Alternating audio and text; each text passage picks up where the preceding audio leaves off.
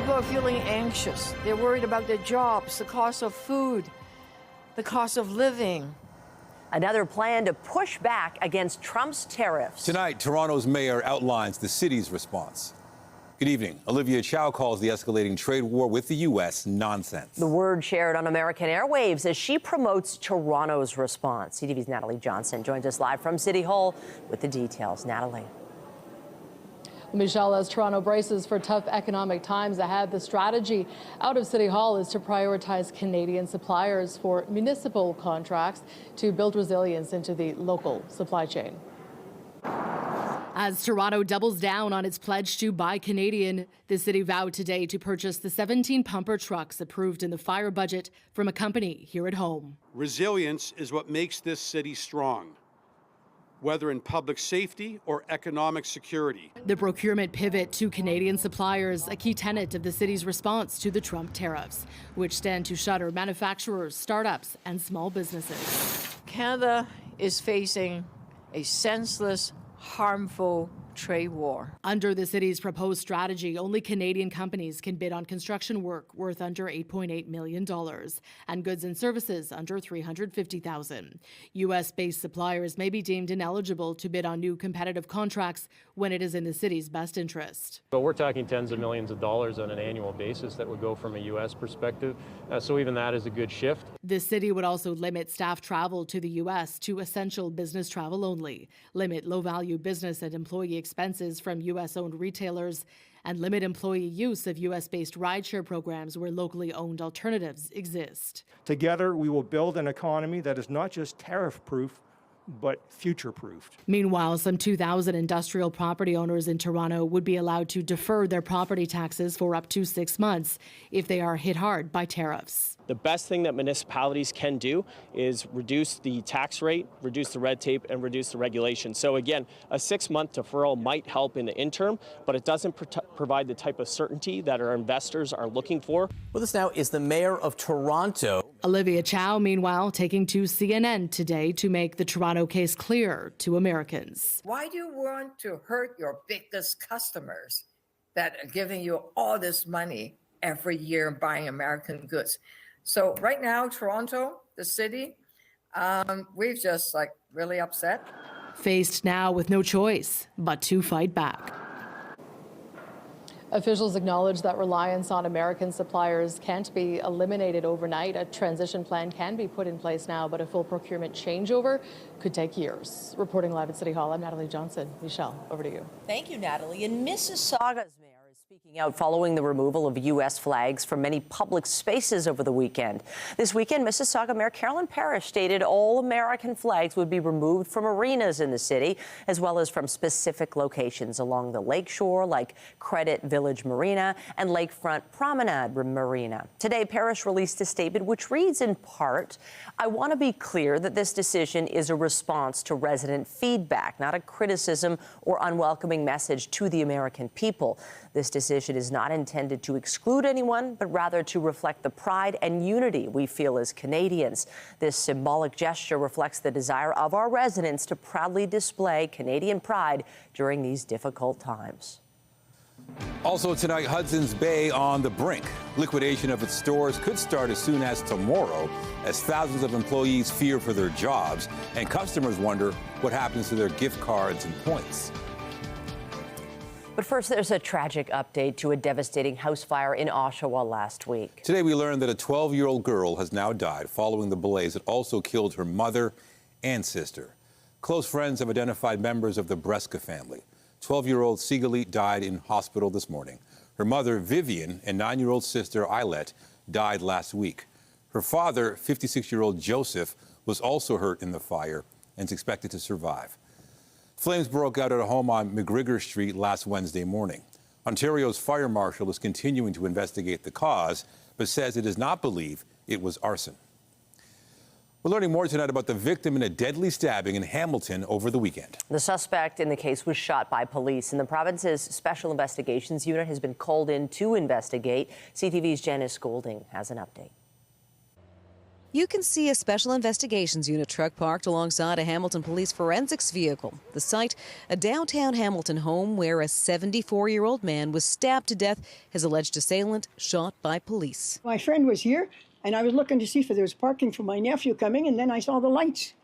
I never heard anything. I didn't hear anything myself, but yeah, obviously saw all the commotion outside and the all the cop cars. No one CTV spoke to says they saw or heard anything yesterday afternoon except the aftermath. A man on a stretcher and police vehicles surrounding a home that had been converted into 3 apartments. Upon arrival, officers located a male victim on the porch of his home suffering from a stab wound. Moments later, officers interacted with a suspect inside the home, and the SIU has invoked their mandate as a result. The SIU says preliminary information suggests officers arrived here around 3:45 yesterday afternoon to respond to an assault call. Police entered an apartment, and soon after, the SIU says they encountered a man armed with an edged weapon. In the following interaction, one police officer discharged a firearm, striking the man. I heard nothing. I came out to have a cigarette and suddenly noticed the SIU and the forensic team and all of this, and that's it. It's not a great surprise. James has lived 2 doors away for 15 years and says while he doesn't know the 74-year-old victim or the 30-year-old alleged assailant, he's seen a lot of trouble at the home. The corner house, much like the apartments over there, are Friday night entertainment during the summer. Yeah, there'd be either police over there or a great big loud argument over there. The man police shot was taken to hospital with serious injuries. The stabbing victim has been identified as Charles James France Juvence, better known to friends and family as Jacques. Janice Golding, CTV News. And one person is dead following a fire in Hamilton early this morning. Crews were called to a townhouse complex on Main Street West near Philman Road around 8:30 a.m. When they arrived, they found heavy flames on the building's 2nd floor. One person was rescued from the 2nd floor and treated by Hamilton paramedics. They were later pronounced dead at the scene. So far, there's been no word on a possible cause. Closing the gap on millions in lost revenue. TTC fare inspectors fan out to curb fare evasion on city buses. Still ahead, the crackdown on commuters who ride without paying. But first, a look at the forecast. Here's a live shot of the city. Still sunshine. We had lots of it today to start the work week, but it was noticeably cooler.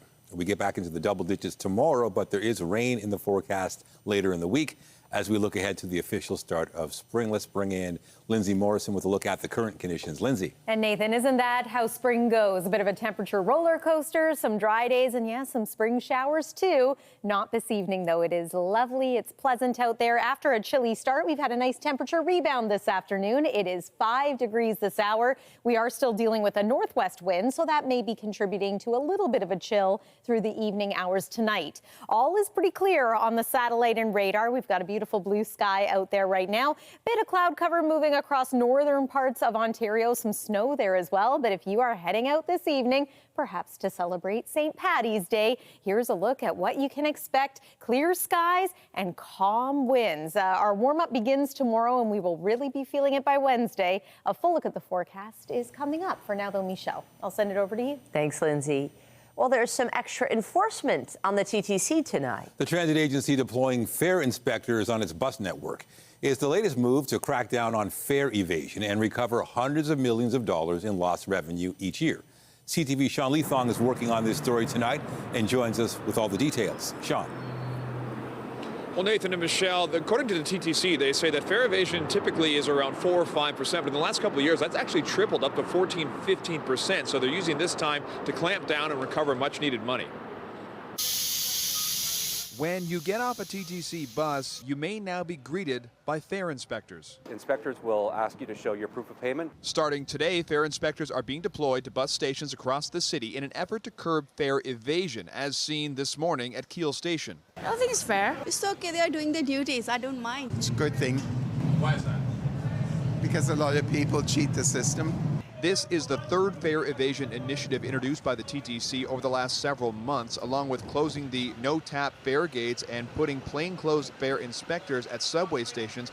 The goal is to close the gap on an estimated $140 million in revenue lost each year to riders who don't pay. That's money that can go to service. It can go to station cleanliness and go to keeping fares down, safety initiatives, all of these things. And so that's money that we need to recover. And most riders we spoke to seem to be for the inspections. I think most people won't mind enforcement as long as there's investment. We're making the TTC the better way. One step, one station, one bus stop at a time. Back in January, Mayor Chow announced that fares would remain frozen while the overall TTC budget grew to $2.189 billion, a 6.9% increase from the previous year, as they stressed the need for more money coming to the fare box. And we rely heavily on the fare box to fund the service. About 40% of our revenue comes from the fare box. So far, 55 new fare inspectors have been hired. Those working at bus stations will be uniformed and equipped with a body cam. Groups of fare inspectors like this one will be found at random locations across the city. And for those who are caught trying to ride without paying, you'll be given an opportunity to pay for a couple of weeks. We'll give you that grace period, but after that, we'll start ticketing. The fines are between $235 and $425. And the TTC was clear in saying that, of course, they want people to pay their fare because, of course, the money actually comes to the TTC when the fares are paid. When fines are allocated, that money doesn't go to the TTC at all. Reporting live, I'm Sean Nathan and Michelle. Send it back to you. Thank you, Sean. Toronto police have charged a man with advocating genocide and more than 24 other offenses in a hate crime investigation targeting the city's Jewish community. Investigators say 32-year-old Amir Arvahi Azar of Toronto is facing a total of 29 criminal charges. They say 2 advocating genocide and the willful promotion of hatred are rarely laid in Canada, but were included in consultation with the Ministry of the Attorney General. All of the incidents are alleged to have occurred between April 26th of 2024 and January of this year. An Ontario court has cleared a man of terrorism charges after he admitted to stabbing 3 people at the University of Waterloo in 2023. Giovanni Villalba Ailman stabbed 2 students and a professor during a gender studies class on campus in June of 2023. He left behind a ripped-up pride flag on a desk. At his sentencing hearing today, a judge ruled his actions did not meet the criteria required for a terrorism charge. However, it did meet the definition of a hate-motivated crime. Provincial prosecutors have asked for a 13-year sentence if the attack was ruled to be hate-motivated. Well, Hudson's Bay was back in court today seeking approval from a judge to start liquidating all of its stores. No ruling was made today. It could mean 9,000 people would be out of a job later this year and the potential end to our country's oldest company. CTV's Scott Lightfoot has the details. As the fate of the Hudson Bay Company unfolded in court, customers continued to shop. It's kind of a shame, and we don't know where to go now. As the iconic company appears to be facing its end, many shoppers say they're saddened, but not surprised. It's a huge loss. I really do feel it's a huge loss. I feel kind of sad because it's a Canadian institution and here before Canada, but I know it's not owned by Canadians anymore, but still. When it was bought out by a U.S. company and they changed it, they tried to make it like a Holt Renfrew, and that's what killed it. Others hold out hope that a deal can be reached to save the brand in some form. What's behind the scene, regular people, regular customers, we don't really know what's going on. These people can regroup and come out on top of the situation. That's unlikely, say many retail analysts. They haven't been able to find a buyer. They haven't been able to get a credit facility. Landlords haven't stepped up. They've got RioCan chasing them. They've got landlords chasing them, suppliers chasing them. I think this is the end. The company has already paused its loyalty program, leaving more than $58 million in unused points in customers' pockets. I've already tried to use it at one store, and it wasn't accepted. So I'm on the phone right now trying to get through to see if they can reactivate it. The lady there told me to reactivate it. And although the company says gift cards will be honored until April 6th, Darlene Young is having trouble using hers. I'm disappointed, but I know they're in trouble, and I am sad about losing the Bay. I mean, they've been an institution for a long time, so yeah, it's a shame. Other shoppers say they're worried about what will happen to the employees of a brand with a historic past, but a very bleak future. Our world is changing in terms of retailing, and the Bay is no longer in that space, and that's why I don't think that they're going to be picked up by a hedge fund or anybody else. Scott Lightfoot, CTV News. Canada's new Prime Minister met with the leaders of two of our oldest allies today during a very busy overseas visit. It was Mark Carney's first foreign trip since becoming Prime Minister as he seeks support amid American threats to our economy and our sovereignty. CTV's Colton Prale reports. From tarmac to tarmac, Mark Carney kicked off a whirlwind European trip this morning in Paris, stopping at Notre Dame Cathedral before a meeting with French President Emmanuel Macron. Carney's first international trip as Prime Minister is focused on trade and security, launching a new partnership with France, increasing intelligence sharing and cybersecurity. I want to ensure that France and the whole of Europe works enthusiastically with Canada. As Canada looks to Europe in the face of Trump's annexation threats, we both stand for sovereignty and security. Allies are showing support. Nous avons la conviction, et je crois que nous l'avons en commun, que nous sommes plus forts ensemble. Together we are stronger and better able to protect our interests and our sovereignty, Macron said. Prime Minister of Canada. Just hours later, Carney meeting with Canada's sovereign at Buckingham Palace, before a meeting with the British Prime Minister at 10 Downing Street, who offered Canada a subtle show of support. The relationship between our two countries has always been strong. Two sovereign allies, so much in common, shared history, shared values. At home, Conservatives criticizing the meetings for a lack of tangible results. We have a decade of non-stop international meetings, yet the share of our trade that goes, our exports that go to France and the UK has not budged. Why? At his swearing-in ceremony Friday, Carney highlighted Canada's three bedrock peoples, the French, British, and Indigenous. Mirroring that sentiment, Carney wraps up his first international trip in Nunavut tomorrow. Colton Prale, CTV News, Ottawa. With an election call on the horizon, Conservative leader Pierre Poilievre unveiled a policy today that may give his Axe the Tax campaign messaging a second wind. CTV's Rachel Aiello has those details. At a steel plant in Eastern Ontario, today Conservative leader Pierre Poilievre took his pledge to scrap the carbon tax a step further. A common sense, Canada First Conservative government will repeal the entire carbon tax, including the federal backstop that requires provinces impose industrial taxes. Going beyond promising to repeal the consumer carbon price, the Conservative leader said he'd remove the price on big emitters, such as the natural resource and food production sectors, to help industries being hit by U.S. President Donald Trump's tariffs. I once again say to Donald Trump, why would you go after these people? This policy pledge comes after Mark Carney, in his first act as Prime Minister, signed a directive on Friday to end the consumer carbon tax through regulations while upholding the industrial portion. It's my honor, on behalf of my colleagues, to sign this one. That move sparked heated debate over the weekend, with Conservatives questioning the photo op and process, noting the carbon pricing law has not been repealed in Parliament. Today, when asked if he still thinks keeping the tax on industrial polluters is viable amid Trump's threats, Carney suggested other nations we want to trade with want to see Canada keep it on. We have the opportunity to diversify trade. Guess what one of the requirements is to diversify trade to the European Union? Guess what one of the requirements is to diversify trade to the United Kingdom? Guess what one of the requirements will be to diversify trade to emerging Asia? Is to have a form of price on carbon. Only 4 provinces and territories apply the federal industrial carbon price: Prince Edward Island, Nunavut, Manitoba, and the Yukon. The rest operate their own carbon pricing systems. While Poilievre says he'd expand clean technology tax credits instead, analysis from the Canadian Climate Institute suggests Canada's industrial carbon pricing, if maintained, would do more than any other policy to cut emissions over the next 5 years. If you're going to eliminate the industrial carbon price, then we are going to have a major hole in our climate policy. Asked what climate targets a Conservative government would commit to, Poilievre was non-committal, saying he would treat reducing emissions as a global problem. Rachel Aiello, CTV News, just west of Hawkesbury, Ontario.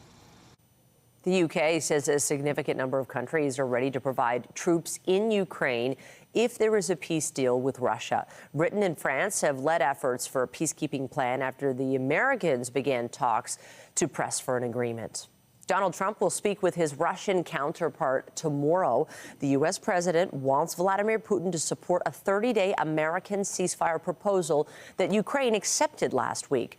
Regarding possible concessions, Trump said they will be talking about land, power plants, and dividing up certain assets. Ukraine's president has said he sees a good chance to end the war, but Volodymyr Zelensky has insisted the sovereignty of his country is not negotiable and that Russia must surrender the territory it has seized. In Rome, the Vatican says Pope Francis is showing more slight improvements as he receives treatment for double pneumonia.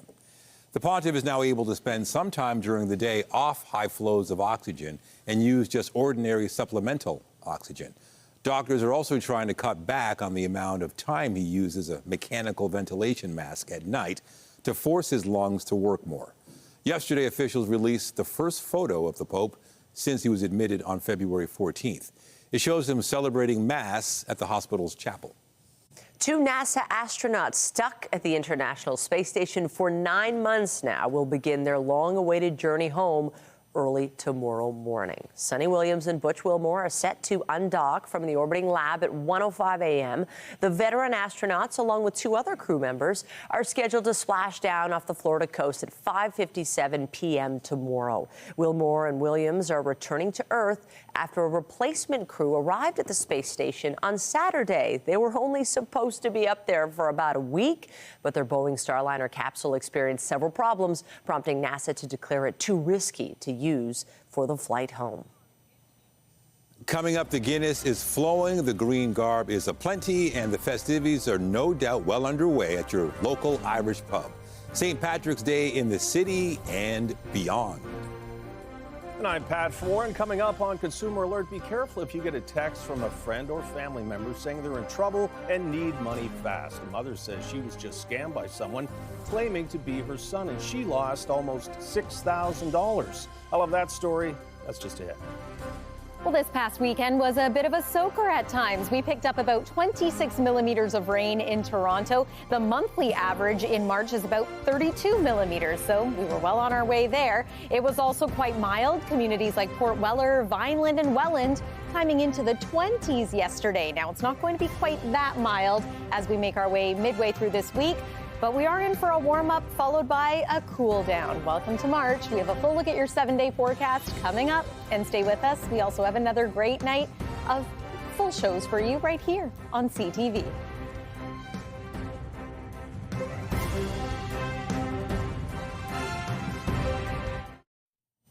March is Fraud Prevention Month, and we continue to hear from viewers who've been scammed, including a mother who thought she was helping her son. Criminals are texting parents pretending to be their kids and claiming they need money for an emergency.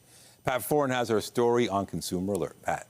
Thanks, Nathan and Michelle. A woman says she got a text message out of the blue from someone claiming to be her son. At the time, he was having car trouble and needed money for repairs. She sent him almost $6,000, but it was all a scam. I got a next text and it says, "Can you help me out?" A woman we'll call Sue from Trenton asked us not to identify her as she is embarrassed after being caught in a texting scam. She got a text that said, "Hi, Mom, I can't call with this number. It's for text and data only." He said he switched providers and asked, "Could you make the e-transfer for me? I will pay you back in 2 days." Being a mother, you think you're doing something right, but not even thinking about it. Sue says her son was having car trouble, so she thought he needed money for repairs. She transferred just over $2,900 and then another $2,800. After sending over $5,700, she found out the person wasn't her son and she had been scammed. And that's when I started to have all these feelings. I just felt so violated and everything else because I'm like, I don't know who this money's gone to. Smishing is simply text-based fraud that impersonates someone that they think they know.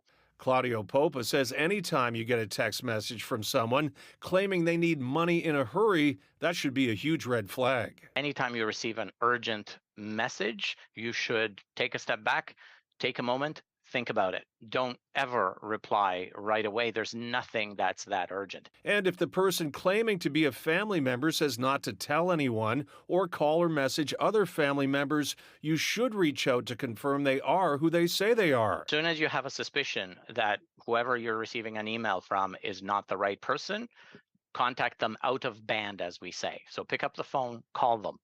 If you need to, email them. As for Sue, she is heartbroken to lose almost $6,000 and says she wanted to share her story to warn others. I never thought I could find myself in this position today.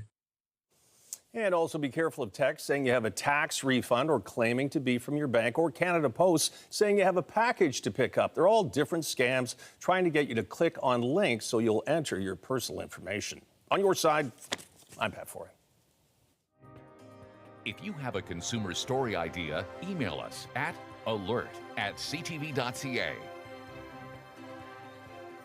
Well, it's not only St. Patrick's Day, but this is the week that we finally welcome spring. And in the lead up to the official start of spring, we've got some gorgeous spring-like weather. It does affect the mood. Even yesterday with the rain, it was 17 at one point, so it just overall doesn't feel so bad. I know. I think many of us were ready for some warmth, so we would take that even with some wet weather. And there is more of that in store for this week, too. But let's focus on the short-range forecast, where we are in for a lovely run of sun. And yeah, temperatures are going to get a little bit warmer day by day as well. Today, not bad either. It was a little bit cool first thing in the morning, but in the afternoon, nice and pleasant for spending some time outside. We were bang on seasonal at 5 degrees. And that's where we are right now. It is still quite cool in through northern sections of Ontario, but across the south, we are gradually warming up, and we're going to be about double this or more as we make our way into the day tomorrow. So here's a look at the current temperatures. Let's talk about what's in store as we head through this evening. Calm conditions, clear skies, winds, yeah, not much going on there either. -1 is our forecast overnight low. Average overnight low this time of year is -3 degrees, so we're a little bit warmer than that. Tomorrow, going to be a great day to head to the park, maybe the dog park at that. Not looking too muddy, even though there was a fair amount of rain over the weekend. It will be dry tomorrow, again with light winds and double-digit temperatures. Here's a look at some select cities.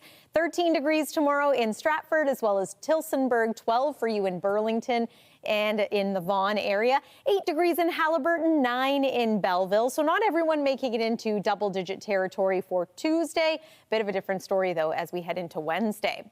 Current satellite and radar, there's all the rain that we got over the weekend. And here's a look at a low-pressure system making its way across northern Ontario. Measurable snow there. If anything, we're going to get a little bit of cloud draping over the southern half of our province, but otherwise dry, high pressure at play. Here's the forecast radar. So a couple of spotty clouds overnight tonight, otherwise clear. There's a snapshot of tomorrow.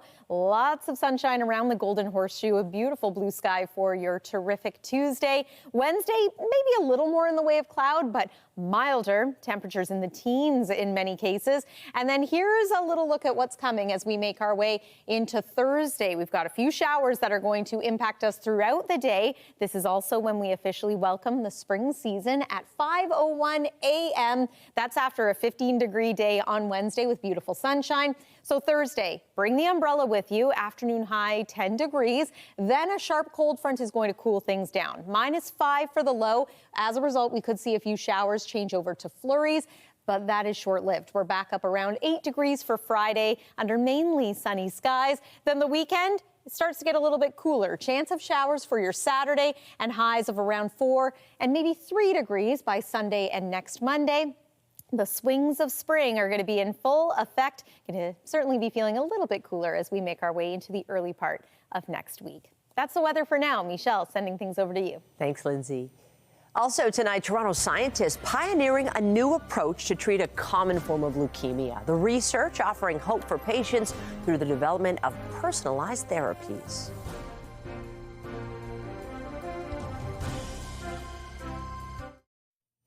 There's new hope and a new approach to treating a form of leukemia. It involves engineering immune cells. CTV's health reporter Pauline Chan has more on the research and the potential impact on patients. Brian Burton was diagnosed with acute myeloid leukemia last fall. I'm going through, take 2 pills in the morning, and this afternoon, actually, I go for my needles in my stomach 2 needles in my stomach. There are treatments, but Dr. Mike Hart-Matthias says very often combinations of treatment are needed. AML, as we call it, arises from the blood-making system, and it can affect young children generally and older adults. AML is the second most common form of childhood leukemia, and in older adults it affects about 1 in 3 leukemia patients. They can come in with bleeding problems, breathing issues, serious infections requiring admission to the hospital and ICU. But Hart-Matthias and scientists at the Sunnybrook Research Institute are pioneering a new approach to treating AML by engineering immune cells to target genes specifically found in this type of leukemia. Instead of killing them by conventional means, kill them by interfering with these specific fusion genes or these bad players that lead to the development of the leukemia. Our hope is to be able to develop new cell therapies that will allow us to directly treat the leukemias without damaging any of the normal cells that a patient has, and to have effective ability to have a personalized approach. Burton knows this type of work takes time, but whether or not it helps him directly, it gives him hope. Our 50th anniversary is coming up next summer, and my wife is already planning a trip for us out east so that we can have the whole family together and celebrate it. And that hope helps him face each new day. Pauline Chan, CTV News. There are calls for changes to a federal program that helps caregivers from outside Canada become permanent residents. Right now, there's a cap on the number of people who benefit, and advocates say that's excluding thousands of qualified people. CTV's Rahim Ladani has the details. These are my husband, my 5 kids. Teresa Andrade has been separated from her family in the Philippines for 6 years. She and many other caregivers in the GTA have been trying to achieve permanent resident status in Canada. I managed to submit my application under the Home Child Caregiver program after waiting for almost a year. I was excited. I was thinking that now it won't be too long for me to be reunited with my family. That was in 2022. Then in May 2023, she was rejected by Immigration, Refugees and Citizenship Canada, told she had not met the post-secondary requirement. I clearly remember that my assessment says that I met the education requirement. As Andrade waits for a judicial review to rule if her application will be reconsidered, the federal government's program is changing. On March 31st, new home care worker immigration pilots will be launched with lower language and education requirements. What hasn't changed, though, is the cap of 2,750 applicants. At 12:05 in the morning, that cap will have been met. They basically created a system that will exclude many and include a small, privileged few. Advocates say the government's limit exploits desperate care workers to scams, paying thousands of dollars to recruiters under the promise their application will be submitted first. Teresa's case is not unique, as many caregivers like her have dedicated their lives to working in Canada, providing essential care for children and elderly and the sick. The office of the IRCC tells CTV News the department is exploring options to regularize undocumented migrants who have been contributing socially and economically to Canadian communities. The department recognizes the vulnerabilities and barriers that a lack of status creates, and that regularization yields economic and social benefits. We also deserve the good life, especially here in Canada. Rahim Ladani, CTV News. The Oscars are bringing back Conan O'Brien. The comedian and former late-night host will preside over the 98th Academy Awards next March. I won't waste time. He won't waste time. I won't waste time. He won't waste time. The Oscars attracted their biggest broadcast audience in 5 years earlier this month as O'Brien made his debut as host. Today, he joked the only reason he's hosting next year is that he wants to hear Adrian Brody finish his speech. Brody won this year's Best Actor award and delivered a 5-minute acceptance speech. After the break, it's been a priority transit corridor for years, but why are drivers still disobeying signs? We check in on the impact of traffic agents and ticketing to get King Street back on track.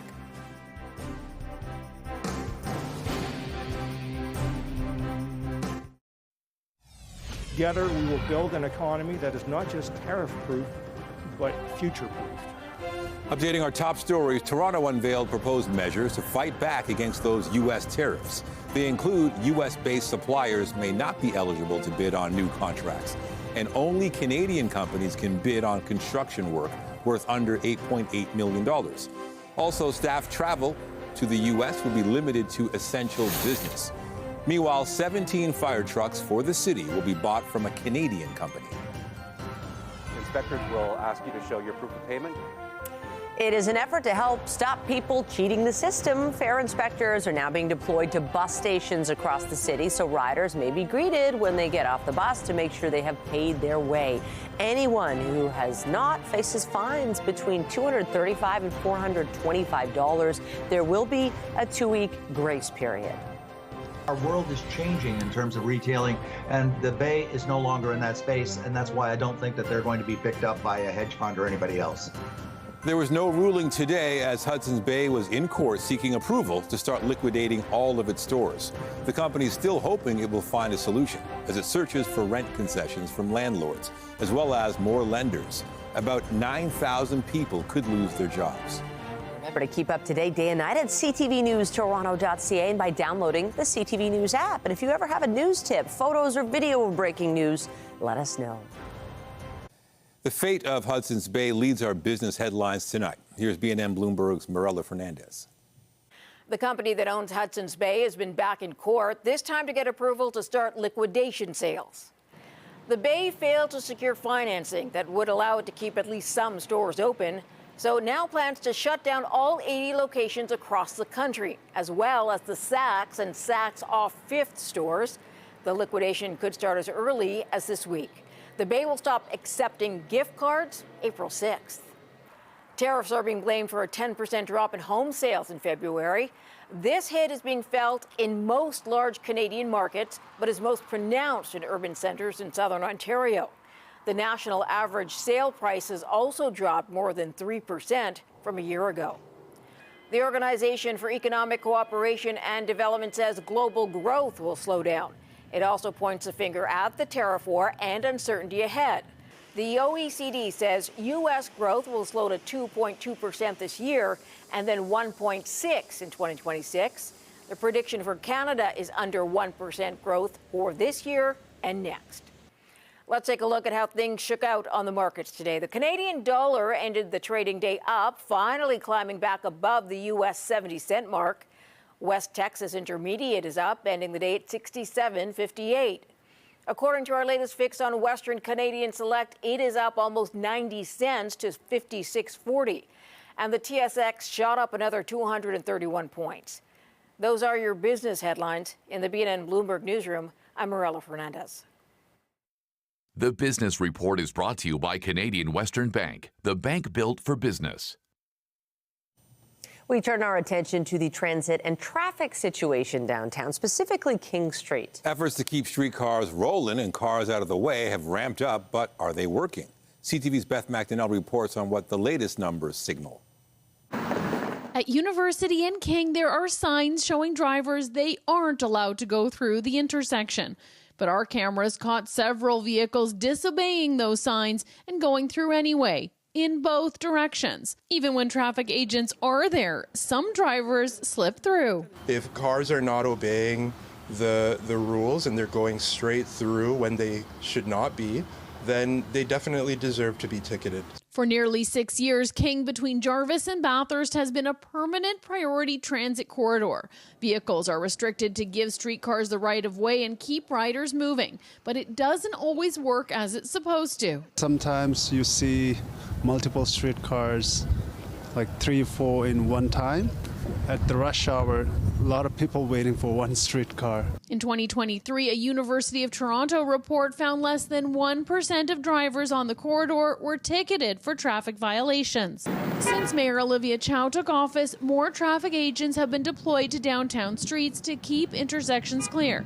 Now she's also seeking approval for agents to hand out tickets in addition to police and to use automated enforcement cameras. To use the police camera to take a photo let's say someone is blocking the box, and then charge them because you can tell what are the licenses. New numbers from Toronto Police on King show disobey sign tickets increasing over the past year, from nearly 300 over 6 months to nearly 600 over 6 months.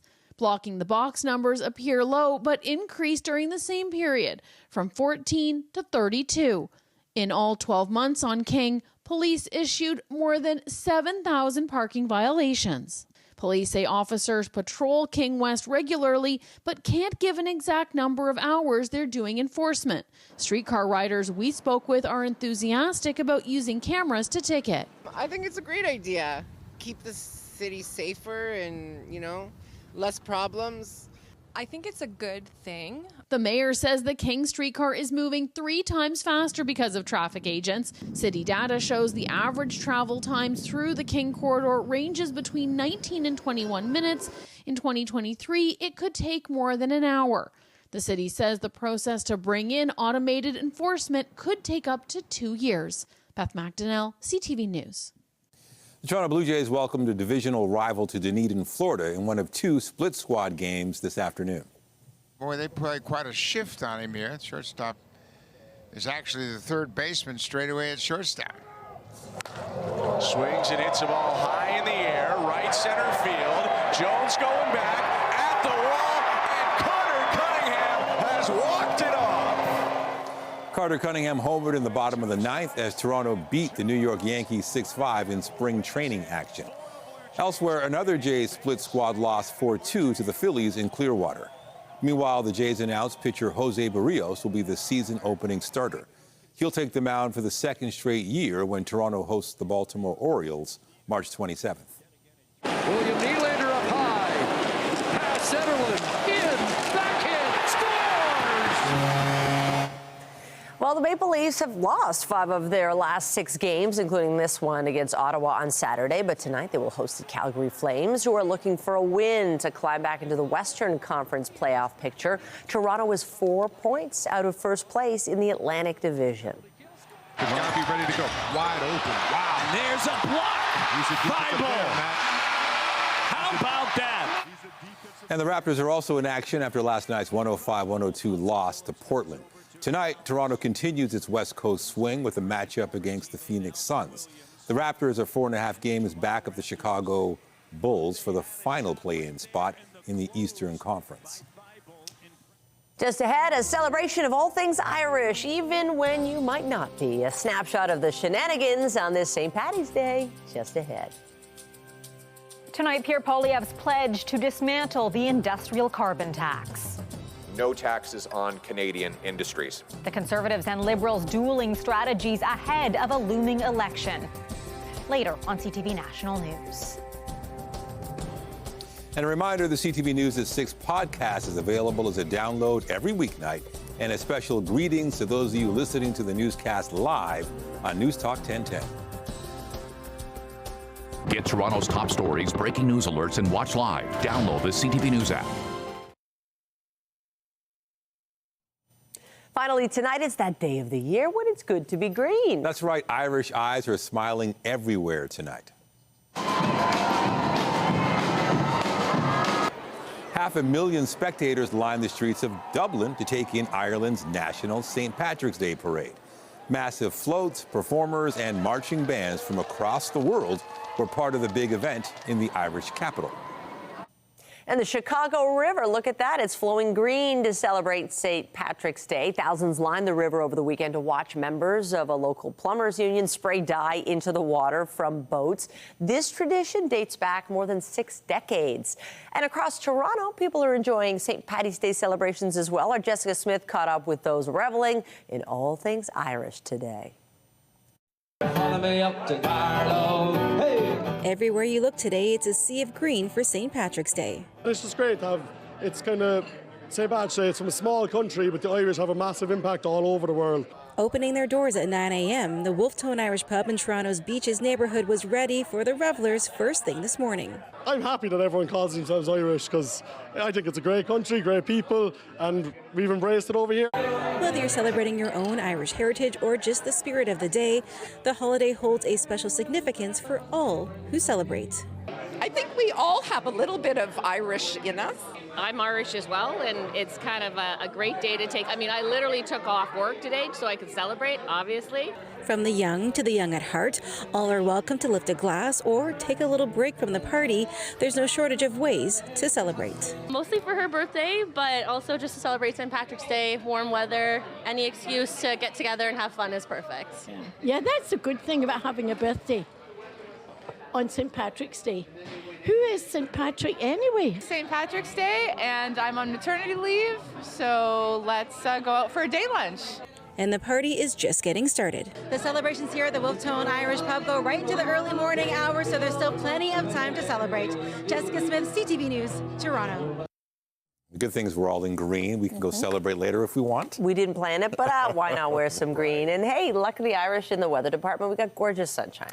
Especially tomorrow and the day after that. Waking up tomorrow morning, though, there still might be a little bit of a chill in the air thanks to, well, the winds. And of course, here's a look at what you can expect. Temperature-wise, we could be just below freezing as we are waking up and heading out the door. But again, the afternoon brings about improvement. How does 12 degrees for your Tuesday sound to you? Lots of sunshine out there as well. Hey, spring officially arrives on Thursday morning, and for anyone keeping count, it's only 95 days from here until summer.